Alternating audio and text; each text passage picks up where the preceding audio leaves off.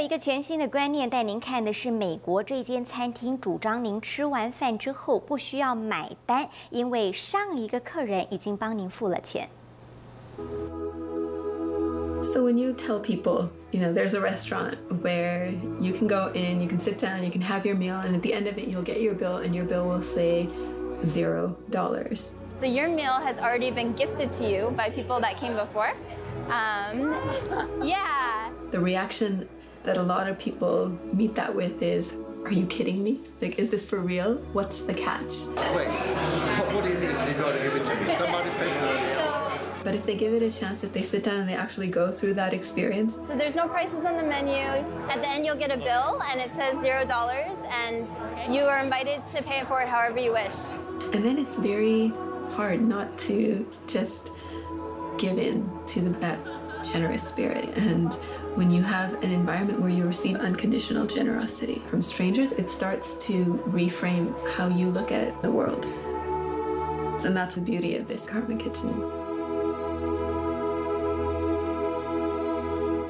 We started Karma Kitchen, looking at the way traditional society operates. We were looking at the narrative, and so much of it was focused around what was going wrong.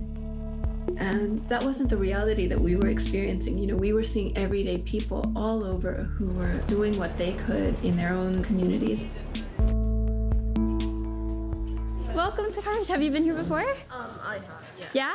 Awesome. Oh, I haven't. You haven't? Welcome.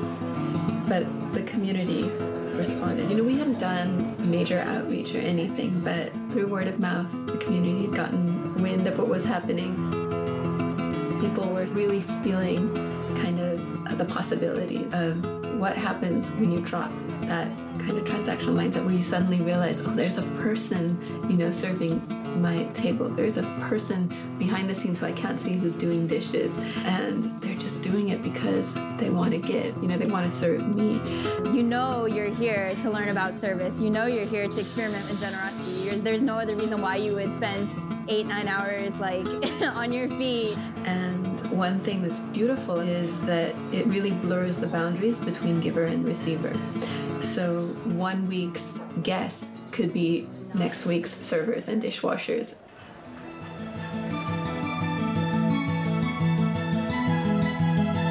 So it says, people often ask, how much did this meal cost?